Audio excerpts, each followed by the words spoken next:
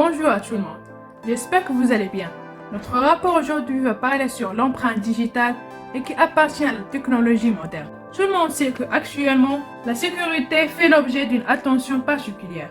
La nécessité de la protection civile d'une part et la croissance des moyens de communication d'autre part ont fait augmenter le besoin de s'assurer l'identité des individus. Les systèmes traditionnels, authentification, mot de passe, code PIN, badge, etc. sont moins fiables à cause de leur inhabilité à différencier entre une personne autorisée et un système imposteur. Ils sont facilement falsifiables, problème qui provoque l'apparition des systèmes biométriques. D'abord, on va définir la biométrie. La biométrie regroupe l'ensemble des techniques informatiques visant à reconnaître automatiquement un individu à partir de ses caractéristiques physiques, biologiques, voire comportablement. Les données biométriques sont des données à caractériser personnelles car elles permettent d'identifier une personne. Elles se rapprochent ainsi de ce qui pourrait être défini comme un identificateur unique, universel, permettant de faire le traçage des individus. Ensuite, on va passer aux applications des biométries. Le développement des nouvelles technologies de l'information et de communication en parallèle à la réduction de leurs coûts a conduit à une augmentation dans l'utilisation des systèmes biométriques dans la vie courante. Parmi ces applications, on peut citer une sécurisation de l'accès à un ordinateur, à une tablette, à un smartphone. Deuxièmement, une sécurisation de l'accès des serveurs informatiques. Une sécurisation des transactions bancaires, que ce soit à partir des terminaux physiques ou bien virtuels, pour la sécurisation des paiements en ligne. Troisièmement, on va savoir les différentes modalités biométriques. Premièrement, une modalité biométrique, on sait qu'il existe un très grand nombre de modalités biométriques. Ces modalités sont traditionnellement regroupées en trois catégories. Une modalité physiologique ou morphologique. Elle est basée sur les caractéristiques physiques qui sont propres à chaque individu, telles que l'empreinte digitale, le visage, les rides, la voix, les veines de la main. Une modalité biologique. Elle est basée sur les éléments biologiques tels que le salive ou le sang. Une modalité comportementale. Elle est basée sur les différents comportements d'un individu tels que le démarche, le tracé de la signature, la force de frappe sur le clavier ordinateur. Maintenant, on va passer au but du rapport. Et qui est l'empreinte digitale? D'abord, on doit savoir la définition d'une empreinte digitale. Une empreinte digitale est le dessin formé par des lignes de la peau des doigts, des paumes de main, des orteils ou de la plante des pieds. Une empreinte digitale est habituellement le dépôt de substances laissées par le contact du doigt avec une surface. On l'obtient par exemple en appliquant de l'encre sur les doigts, puis en appuyant les doigts ainsi enduits sur un support, comme du papier. Il existe deux types d'empreintes. L'empreinte directe, qui laisse une marque visible, et l'empreinte latente, saleté, sueur ou autres résidus disposés sur un objet. Elles sont uniques et immuables. Elles se ne modifient donc au cours du temps, sauf par accident, comme une brûlure par exemple. Mais quelles sont les caractéristiques d'une empreinte digitale? Cette dernière se compose d'un ensemble de lignes localement parallèles, dessinées sur l'épiderme appelé les tris, ou les crêtes, qui sont les reliefs en contact avec la surface au toucher, et des creux entre les stries appelés les vallées, ou les sillons. Comme vous voyez sur les images, à l'intérieur de chacune de ces catégories, il y a un grand nombre d'éléments qui différencient chaque empreinte de manière unique. Ces éléments qui permettent de différencier les empreintes sont appelés minuties, littéralement petits détails, qui sont en effet les points d'irrégularité qui se trouvent sur les lignes capillaires. Nous pouvons distinguer chacun 16 de minuties différentes, mais dans les algorithmes, on ne s'intéresse qu'aux deux types suivants parce qu'ils sont facilement détectables.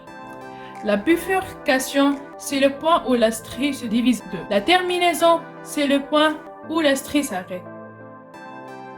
Comme vous voyez sur les 5 images, chaque minutie est représentée par les coordonnées X et Y de sa position dans l'image et l'angle qui est les directions associées à la strie dans les figures 3 et 4.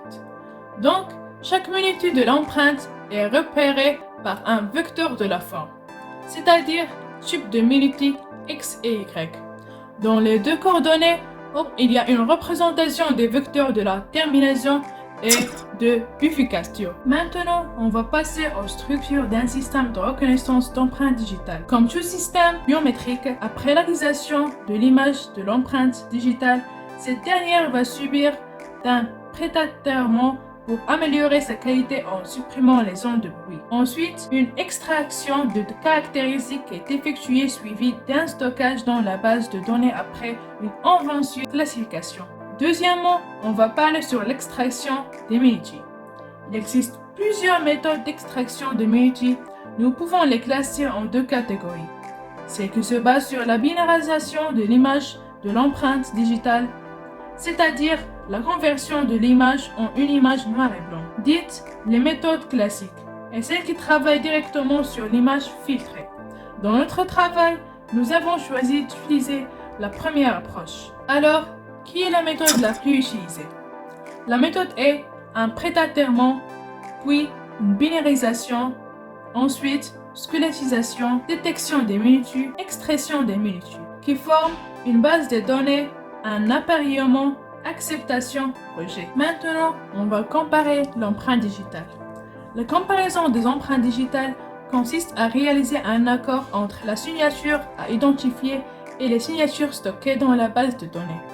Il existe beaucoup d'algorithmes de comparaison peuvent être classés en trois grandes familles. Premièrement, les approches basées sur la coloration basée approchable. Dans ces approches, deux images d'empreintes digitales sont superposées et la correction entre les pixels correspond sera calculée pour différents alignements. Exemple, la rotation et les déplacements. Deuxièmement, les approches basées sur les magnitudes. Ce sont les approches les plus utilisées. Les magnitudes sont extraites de deux empreintes digitales et représentées sous forme d'un ensemble de points dans un plan à deux dimensions selon les modèles de deux coordonnées. L'association basée sur les magnitudes consiste à trouver un bon alignement entre les magnitudes de deux. L'empreinte à comparer qui donne un maximum de paires de magnitudes semblables. Une marge de tolérance afin de compenser les erreurs introduites par le bruit et la distorsion sera définie. Maintenant, on va passer aux captures de l'empreinte. Les techniques utilisées pour capter les images des empreintes digitales sont diverses. Capture optique par les caméras CCD, capture d'ultrasonique, capteur de champ électrique, de capacité, de température.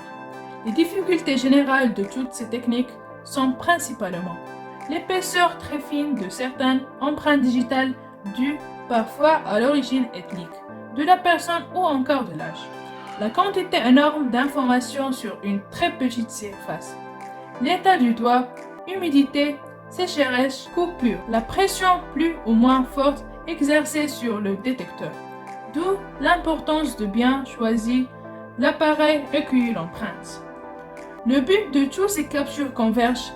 La capture de l'image d'une empreinte digitale consiste à trouver les lignes tracées par les crêtes, en contact avec le capteur, et les vallées, c'est-à-dire les creux. Laisse-nous savoir les types de capteurs. Nous retrouvons cette catégorie de capteurs dont les plus importants sont le capteur thermique. Les techniques de capture thermique sont utilisées par Fingership Darmel. Le capteur mesure une différence de température obtenue selon que la peau touche. Dans le cas d'une crête de l'empreinte, on ne touche pas pour une vallée. Le capteur, le Fingership, est constitué d'une puce en silicium recouverte d'une couche de matériaux, c'est-à-dire sensible aux différences de température. La puce est elle-même formée d'une matrice de pixels adjacente. La différence de température initialement apparue au contact du matériau piézoélectrique est formée de par la propriété de ce matériau en charge électrique. Comme vous voyez sur l'image, c'est un capteur thermique d'Atmel Fingership. B. Le capteur en silicium.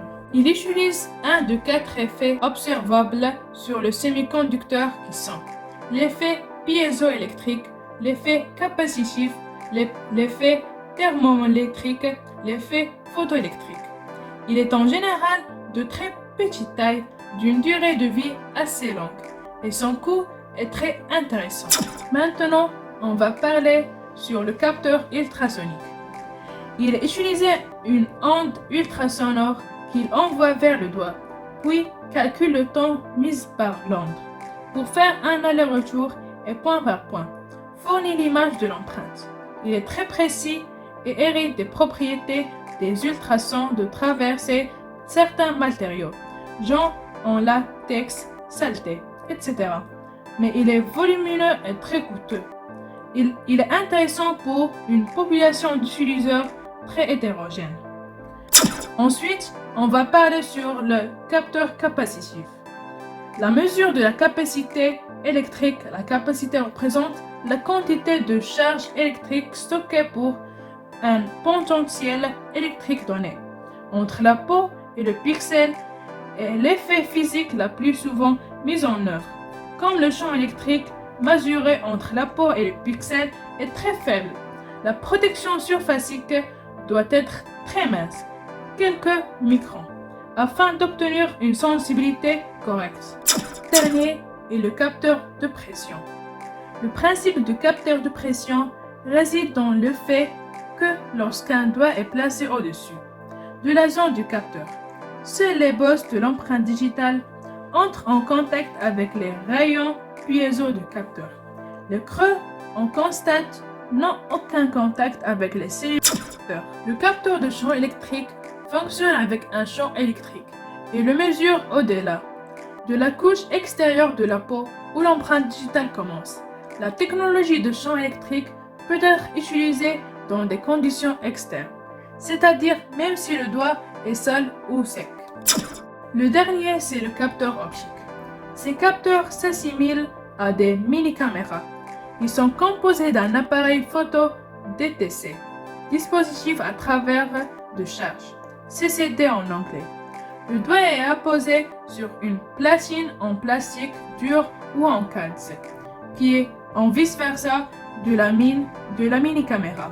Il résiste très bien aux fluctuations de température. Même, elle est gênée par une lumière ambiante trop forte. De plus, il est assez volumineux. Son coût est intéressant et il est intrinsèquement protégé contre les décharges électroniques. Elle permet d'avoir des images précises et nettes. Enfin, la carte microcontrôleur Arduino Uno R3. L'Arduino est une carte basée sur les microcontrôleurs. Il y a en plus le chip d'Arduino, comme chaque type a ses caractéristiques et c'est utilisé, qui ont plusieurs avantages, pas cher, matériel open source, c'est-à-dire que toutes les personnes qui utilisent ces cartes ont la possibilité de les modifier et de les contrôler selon leurs besoins. Un logiciel open source, c'est-à-dire qu'on peut développer la langue d'Arduino. Un environnement de programmation clair et aisé à l'utilisation. Un microcontrôleur en notation abrégée en encore MCU en anglais est un circuit intégré qui rassemble les éléments associés d'un ordinateur, d'un processeur, une mémoire morte ou mémoire vive, unité périphérique et interface d'entrée-sortie. Quand vous voyez sur le plan, c'est une structure d'un système en microprocesseur. Les microcontrôleurs sont fréquemment utilisés dans les systèmes embarqués comme les contrôleurs des moteurs. Les microcontrôleurs sont fréquemment utilisés dans les systèmes embarqués comme les contrôleurs des moteurs automobiles, les télécommandes, les appareils de bureau, l'électroménager, les jouets, les téléphones mobiles, etc. Donc, comment fonctionnent les microcontrôleurs? Un microcontrôleur est intégré à l'intérieur d'un système pour contrôler une fonction singulière dans un appareil. Il le fait en interprétant les données qu'il soit de ses périphériques de ES à l'aide de son processeur central. Les informations temporelles que le microcontrôleur reçoit sont stockées dans sa mémoire des données, où le processeur y accède et utilise des instructions stockées dans sa mémoire de programme pour déchiffrer et appliquer les données entrantes. Il utilise ensuite ses périphériques d'entrée-sortie pour communiquer et exécuter l'action appropriée. Maintenant, on va passer aux descriptions de la carte Arduino Uno R3 au niveau de la partie matérielle. Le microcontrôleur ATmega 328. Le microcontrôleur de la carte Arduino Uno est un ATmega 328. C'est un microcontrôleur Atmel de la famille AVR 8 bits. Les principales caractéristiques sont une partie bootloader, la partie responsable de la programmation de la carte, la mémoire SRAM, une mémoire EEPROM. Maintenant, on va passer aux broches de la carte. Chaque carte Arduino caractéristique par un nombre d'entrées et de sorties, c'est-à-dire les broches. Les broches numéro de 0 à 13, les broches jaune, rose, gris, comme vous voyez sur l'image, sont soit des entrées, soit des sorties digitales, dont 6 disposent en sortie PWM, largeur d'inclusion modulité, RX pour recevoir et TX pour transmettre. Un RF grise, tension de référence utilisée pour les entrées analogiques, qui est différent du 5 volts. Les 6 broches d'entrée analogiques en vert peuvent être utilisées comme des entrées ou des sorties numériques. GNT en couleur bleue, la masse. VIN 7 volts à 12 volts sont utilisés pour alimenter la carte. 5 volts, tension régulée en rouge, qui est objet d'une tension provenir de la tension d'alimentation VIN, à travers le régulateur qui la transforme en une tension stable, c'est-à-dire régulée. 3,3 volts en couleur rouge, c'est une source d'alimentation pour certains circuits externes qui nécessitent cette tension au lieu de 5 volts. Recet en couleur rouge grise, on utilise le niveau bas de recet pour redémarrer les microcontrôleurs, mais en pratique, il est utilisé pour ajouter un bouton de réinitialisation. Port USB en couleur blanche pour faire connecter la carte de l'ordinateur. Bouton reset pour la réinitialisation. Maintenant, on va passer aux programmations de l'Arduino au niveau de la partie langage. Le fonctionnement des cartes Arduino, il nécessite un programme selon notre besoin. Le langage Arduino est basé sur les langages C et C++. La méthode d'enregistrer le programme A. Téléchargement du Arduino IDE sur Windows, puis télécharger la version Windows sur le logiciel Arduino, installer le logiciel, dézipper la pilote FTDI USB divers zip, puis brancher l'Arduino et pointer l'installateur Windows vers le pilote, et voilà, la carte est prête à accueillir un programme utilisateur. B. L'envoi du programme.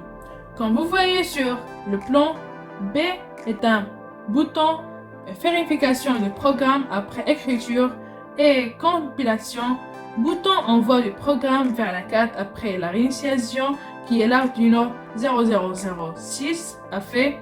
Au milieu, il y a une zone d'écriture et en bas, zone des messages d'erreur ou autres envoyés par le programme. Et voilà, la fenêtre du logiciel de la programmation d'Arduino.